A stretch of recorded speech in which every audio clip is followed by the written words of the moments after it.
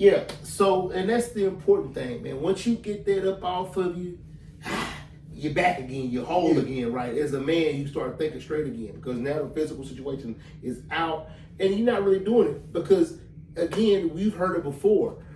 The physical interaction between a man and woman for a man is dramatically different than it is for women. Whether in any woman that can offer you that physical without any kind of emotional or love connection to it, or feeling like, we're going to head somewhere or it's more than what it is, she's probably a 304.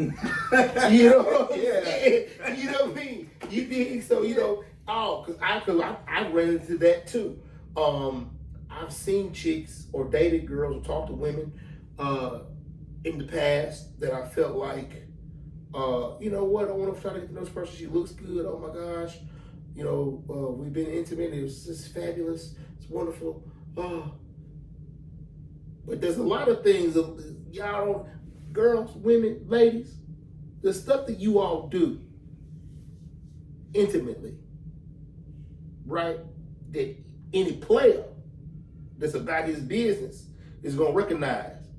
If you go in for the fellatio for the first time, you know what I'm saying? And it's fire. Like, oh, sign me up. Yeah. Hold it. Wait a minute. You done did this before. That's the light bulb that goes off. What you saying? Man, you that good? You that good? Yeah. You been doing this. Yeah. How many times and who you done gave it to and how many times you done did it before? Yeah. That's the question that any player, any real dude is thinking. Like, okay, we doing me like this. Who else you done? Yeah. I didn't do what you. Let me get me some information on your background. I need a list. Right. And that's the mail list. Yeah. We talking about the list. That's the mail list. Yeah. What is it? Let me pull up your credit history and see what it's looking like. Yeah, I mean, you done messed there. I'm pulling your history up. I'm talking to you. Everything's going smooth. But I know a partner who stay over about the next little town. Or you say you from Thompson Square? Did you say? I think I got a homie over there. Let me call and see. Let me just see what's going on. Right. Woo. Right. Oh, okay. Bet. Right. Now you want a little bit. Like I ain't right. So and I think, ladies, that's things you need to be aware of, right? We want the goodness if you're going to give it, right? But at the same time, you think you need to be just be a little bit careful on what you're doing, because it also, if you're too damn good, you may be a disqualifier. That's all I'm saying. You may be disqualified for wifey status. But in reality, any man, right, sees a woman that's attractive. Attractive girls have it so easy, bro. I mean, think about it. Yeah. Think about it. So they're, regardless of what they do. Remember what we were talking about last week? So there is attractive women and ugly women. So do you feel like attractive women have it easy? No. You said that. No. Wait, hold on. There are just some women who look better than others. Yeah. There are some who are more attractive than others. Yeah. And the ones who are more attractive than others, right? Mm-hmm. Some, in some cases, more attractive than most, right? That top tier of attractiveness, right? Those women, they get away with a lot. Yeah. They get away with a lot because they know, regardless of what they do, some dude somewhere you're gonna put up with it. Captain Simping is on the way. Mm-hmm. He is, the opposite of the pimping is the simping. You know what I mean? He gonna swoop in, regardless of how many dudes you've been with. You may have laid up with the biggest, baddest biker dude in history and even had his babies, but you know he wasn't no good, right? There's a simp in small town America somewhere who is dying to put that cape on. and come pick you up. And it only will happen because you look a certain way. Yeah. Right? And you've been fortunate to maintain said look for an extended period of time. Right? Mm-hmm. And unfortunately for you, ladies, it may not necessarily be a guy that you projected yourself be with, especially once you get to the latter part of your days in your 40s, late 30s, like I'll say late 30s, 40s, or whatever. Yeah. Because I know those girls, I know those women, I know those women, right? And I see them and I just shake my head because at one point in time, bro, I was that dude, right? Yeah. Not that I never really saved the hoe. I think we've all, 304. We've all had one or two that we were more deep into that person than we should have been. Yeah. Of course. I think we've all been there. Yeah, we've all been there. As a man, it's just It what it is. It happened. I don't care, Nick. I don't care what any man say. You can come on here and tell me you ain't done. You have. You quit did. lying. You You have. You don't have that one. You like, oh God. But I got up to my waist in one. I was up to my waist. You know what I mean? But I had my arms rocking. No, I can pull myself. not me. I can pull myself out. Yeah. But I was getting there. Yeah. I was getting there because everything about the broad was, man. Look, she was a baddie, fam. You know what I mean? She looked good. She smelled good. Dressed wonderful. All those things that as a man that you would like to have.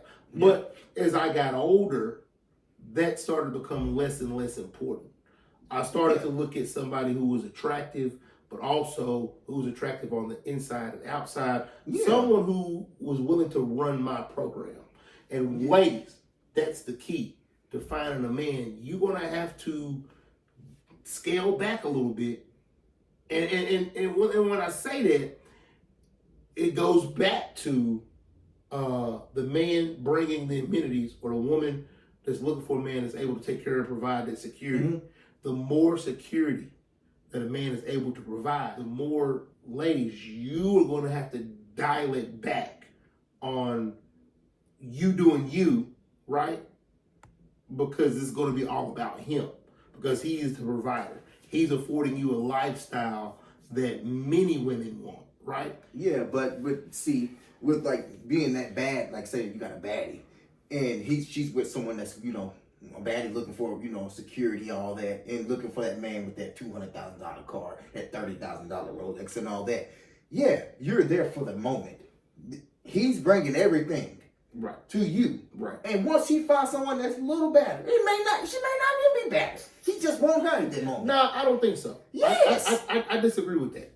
Please tell me why you disagree. You telling me a man that's providing for a girl that's bad, and he got her moved in, she playing the role, and then he go find someone else that's a little better than her? You don't think she gonna be replaced? No. And I say that all due respect, my brother. I understand what you're saying, but I disagree with that because the vast majority of people who are well off that I have come in contact personally. I'm not talking about. I know what you're about to say. I'm not talking about movie stars and entertainers. They're outliers. But I'm talking about the everyday business owner, people, community leaders, people who are well off, property owners that are doing well in your community. Most of them are married to very average to midline attractive women. Their women aren't overly attractive, right? Some are, but the vast majority, and what you see is because most of those women, that those people typically, if a guy is married to what we would consider average, I mean, there's nothing wrong with an average woman because I'm average. We all average, right? For the most part. So, but just a run-of-the-mill, everyday lady, a 5 or 6, right? And then when she dresses up, fine garments, fine clothes, nice hair, nice makeup, she's in shape. Being in shape goes a long way. Remember that. Being in shape goes a long way, ladies. Anyway, they probably built together. Like they probably were been married for a while. I wasn't speaking about them. Right. Well, I mean, every day. Here goes the thing. when it comes to a dude who already has it and comes in, if there's a man out there who's a million, let's say he's just a millionaire, right? And he's got all the fly stuff, and he's dating around, ladies, you got to remember, you're not bringing anything to him. He has it all already. So yeah, in those instances, you can very well be replaced. Yeah, that's what I was speaking Yeah, on. yeah, you but can like very every well day be someone replaced. that build it together. Like, Unless you are going to be accepting of the lifestyle he's choosing to live, whatever that may be. He may just want you to be there to raise children, cook, or had a maid cook or the chef cook or whatever y'all got going, and that's his program. But he also may be, hey, look, I'm gonna take care of you, take care of the house, but when I go to Vegas on these little business trips or something like that, I'm gonna smash it. I'm gonna be in a strip club, I'm gonna be doing all that.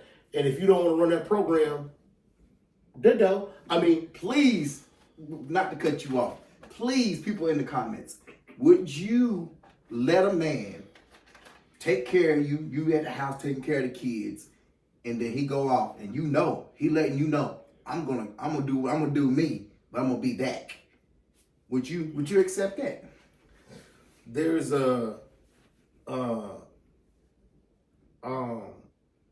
I think there's prime examples of that, and I think there's examples of that that we just in society we ignore. Like when you hear the phrases, you remember that movie Mrs. Robinson? It's an older movie. I think it was maybe in the 70s. I'm telling my age, but it was or the lady messing with the postman or the milkman. That where does that come from? That comes from these stay-at-home women, bored, raising children, man's away. Here come the milkman. You know what I mean? Yeah. He laying down more than milk. He laying down that milk bone. You feel me? You dig what I'm saying? So, food. yeah, straight up. That's where that comes from. Right? So, the lonely housewife. man, come on, bro. Yeah. Look, I've been in the gym with some of these kept women, right, who are older. And, you go out to the right social outings, some of these more upscale places to be, you might catch an eye or two if you halfway decent, right? Because they not looking at you like to replace their husband. They looking at you for the weekend fun. Yeah. Right? You dig? So that is a very prevalent thing that nobody really talks about. It's kind of like a unspoken known. You know what I mean? Yeah. People don't really talk about it, don't really touch on it. But yeah, it happens, bro. There's people out here, and in some cases, you've seen the cuckold stuff, right? That's a real thing. Like, I may not know nobody, you may not know anybody, but there's people out there they're very accepting of letting their wife get their back blowed out by some young buck. You feel me? Well, yeah, I worked with some of the people clapping them lemon pepper cheeks. Yeah, what they call them, swingers. Man, what? Come on, never. Yes, sir. Never. And they get swung on and swing their ass on back to the crib. This is what they doing, and it's like if you don't talk about it, I don't talk about it. It is what it is. Yeah, you right? do you. So do you?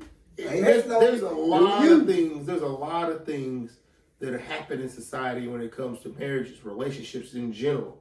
And it all boils down to what's accepting to you. What are you willing to accept in a relationship, in a marriage? That's your adult choice to make. Yeah. Right?